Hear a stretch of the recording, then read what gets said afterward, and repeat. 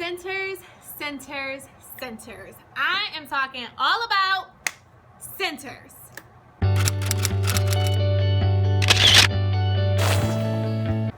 Hey guys, it's Monique, and upon request, I am going to do a video about centers, how I run my centers, all of that. Now, it is Friday.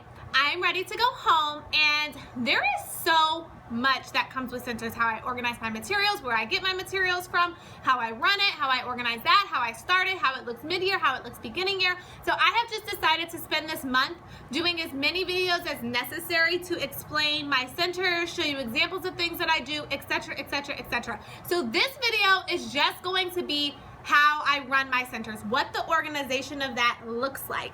So hopefully that can just kind of get you started if you're starting centers, or you can get some ideas and things like that. So the first thing I'm going to start with by showing you is how many centers I have and how I label my centers so my students know where to go. Okay, so for this portion, I'm not going to be on the camera, but I want to show you. So up in the ceiling, I have these little signs. They're little unicorns. I got the CLIPART. I will link it below, and I just put a 1.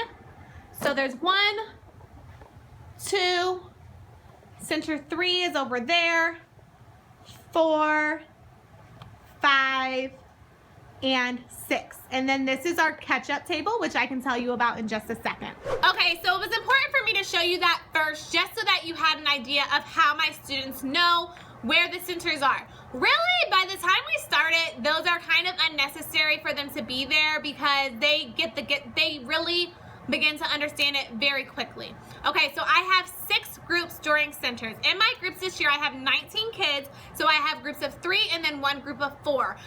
At the beginning of the year, I just group my centers based off of their alphabet knowledge. So we do a letter sound assessment, and then I just make my groups based off of that just to get it started, and then I will obviously change that based off of new information that I receive during reading groups, running records, etc., whatever it is. Whatever information comes to pass that tells me that this is not a good group or this is a good fit, and that type of thing. So I have 6 centers, and we rotate through all 6 in one day. Last year we rotated through 3, so we did centers for 4 days, so they would rotate, like we'd have day 1 and they'd go through 1 through 3, and then day 2 they do their second 3. This year we just realized last year, like we felt like we weren't meeting with our groups enough, and we really wanted to figure out a way to be able to fit in those 6 groups. I did that my first year, and although it is a lot of prep as far as prepping the centers, I think it's important for me to meet with all my guided reading groups every single day or 4 days a week. So the kids are in their groups, and I do not have anything up in my room that tells them where they go, because all they need to know is where they start, and my centers just rotate clockwise. So they know if they start here, their next one is there, their next one is there, their next one is there. So that leads into the first day of centers, introducing centers. All I literally do is have the kids practice rotating. And so I'm going to tell you how I do that. I have a bell. I actually got this idea from my team teacher, Lauren. I love it. So 1 ring means clean up. Clean up is completely quiet, no talking. You are sitting at your spot until I see that everyone is cleaned up and we are ready to rotate. And then 2 means switch.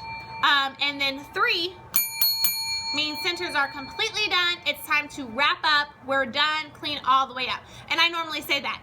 All right, it's time to clean all the way up at the beginning. So the first day of centers, like I said, there's nothing at the tables, there's nothing at the centers. All they are doing is practicing rotating with their group. So I basically tell them, like, okay, this is where you're starting, and then I say, okay, pretend to clean up, and they pretend to clean up, and then all right, switch, walking feet, no talking. Oh, we're talking, we got to keep on practicing. And basically, I just want them to understand, like, there's no talking during cleanup, because we need to focus on getting our center clean so that we can switch. We can't take 5 minutes to clean up. We can't take 3 minutes to clean up. It needs to be like boom, boom, bam, clean, go, boom, bye, boom, because we don't have time for that.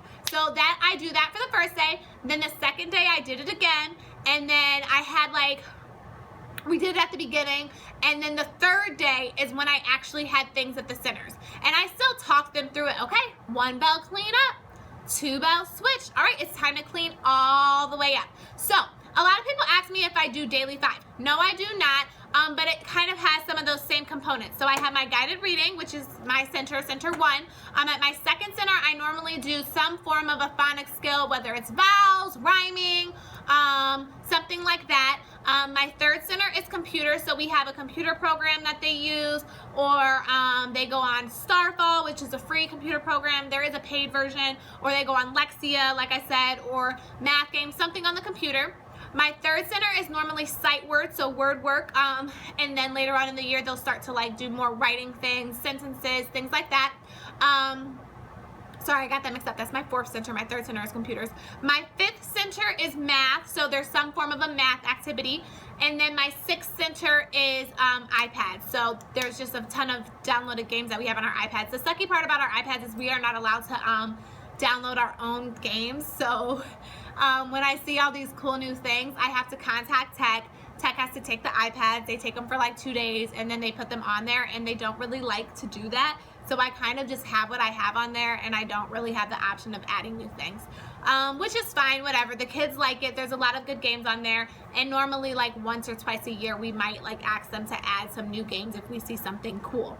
Okay, so now I want to show you how I lay out my materials and how I store them. So like I said, I do not do daily 5, but there are different activities that work on all of those, basically the same skills. So I have these bins, and I have 2 for each center that requires extra material. So I do not have a bin for my table, guided reading. I do not have a bin for computers, and I do not have a bin for iPads. So the bins are labeled with the number so the kids easily know which table this goes to. They all stay at my guided reading table, which is great this year because I don't have to use my guided reading table as a table for my students. I had to last year with 26 kids, but with 19 kids, I don't have to do that. So I can have all my stuff here and ready, and I'm loving it. So, like for example, Center 4, today they just did letter Play-Doh math. So I had these laid out here, and I said, okay, the team captain for Center 4 needs to come and get their materials. They take them, they bring them to Center 4. At the end of centers, everyone stacks up their materials here. So I'll just show you guys what my beginning centers look like, because when you're first starting centers, you don't want it to be something too tedious. You want it to be fun activities. You want the kids to grow to like centers. You just want it to be something that's not taking too long because you're trying to build up their stamina. That's very important. With centers, you don't want them to be sitting there for way too long because they need to get adjusted to the way that they should be working at centers, what they should be doing, how to stay on task, how to clean up. There's just a lot of things. So they had their name handwriting page at a center, the Play-Doh mats. I introduced my STEM bins today, not all of them at once. I introduced 4 of them. So I had those as an option. I had a puzzle as an option. That was at the same center as STEM bins, so they could choose to do the puzzle or STEM bins.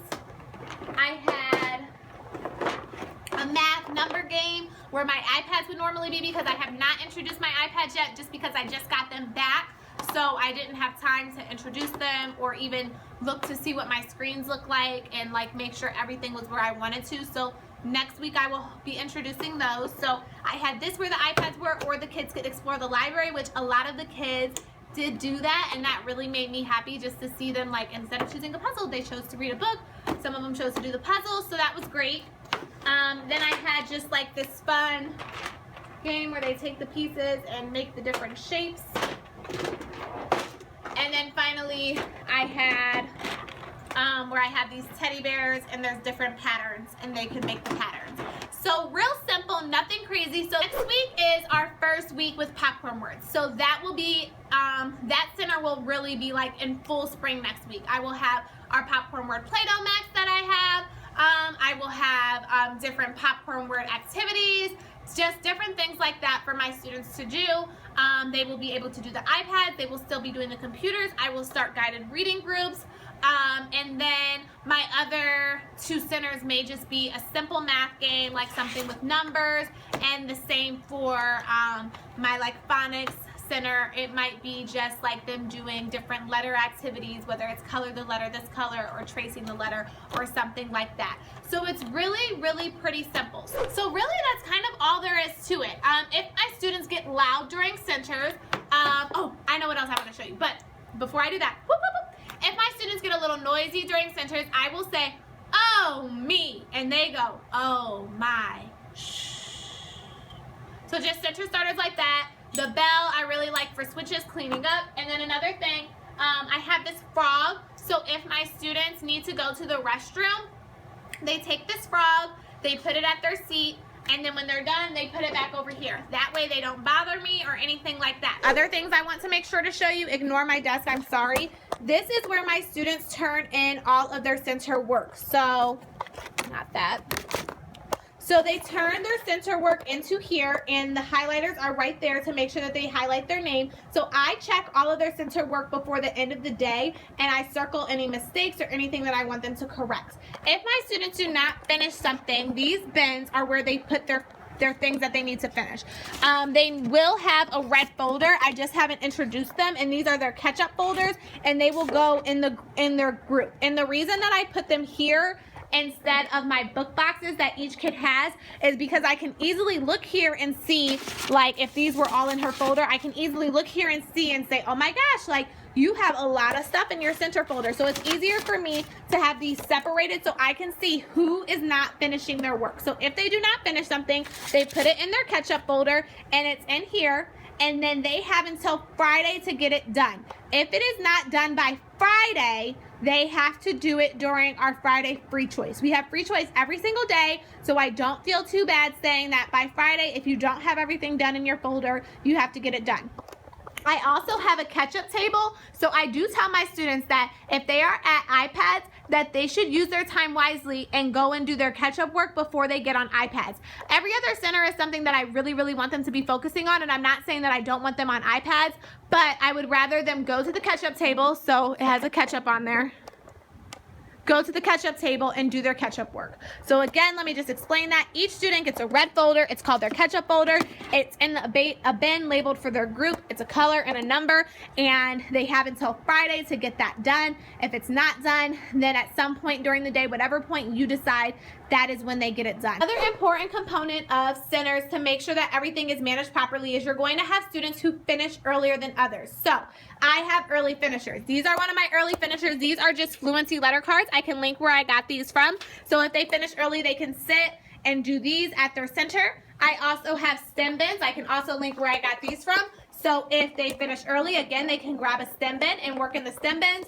And then as always, they can work on get a book and read a book, or they can do their catch-up work, which if they have catch-up work, I tell them that their catch-up work must be done before they choose STEM bins, before they choose the letter fluencies, or before they choose a book to read.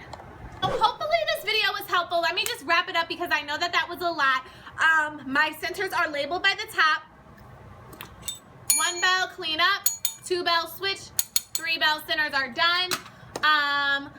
Early finishers, have something for your students to do when they finish early. STEM bins are a great one. I don't want my kids to feel like they're being punished because they finished their work early. So I want it to be something that they enjoy doing, and my kids love STEM bins. You don't want to just give them another worksheet or another activity and make them feel like I finished my work early, I'm being punished. Like, no, that's not fair. But I do tell them that if they have catch-up work, they need to do that before STEM bins or before any other early finisher that they choose. So having early finishers is a good one. A catch-up folder for work that they don't finish so that they can move on to their next center, but they can still save that work for later. A basket to turn in all finished work, making sure that you are grading it and assessing it and looking over it early on so that you can address any issues that they may be having quickly instead of waiting until the end of the week or the end of the month. And I know sometimes we don't get to that. Trust me, I don't get to it, but try your best to do that.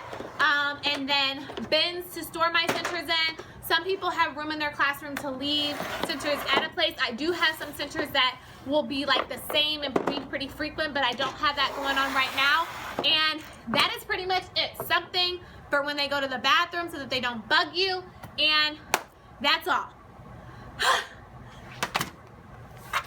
All right, I'm going home now. It's Friday. It's a 3-day weekend. I hope that you all have a great week. If you have any questions, let me know. And like I said, I will do more videos on centers throughout this month. So give me some ideas of other things you guys are wanting to know. Or if this was enough, then we can be done. All right, guys, thanks for watching. For more of my videos, make sure you subscribe to my channel. And if you like this video, don't forget to give it a big thumbs up. Love you guys. Bye.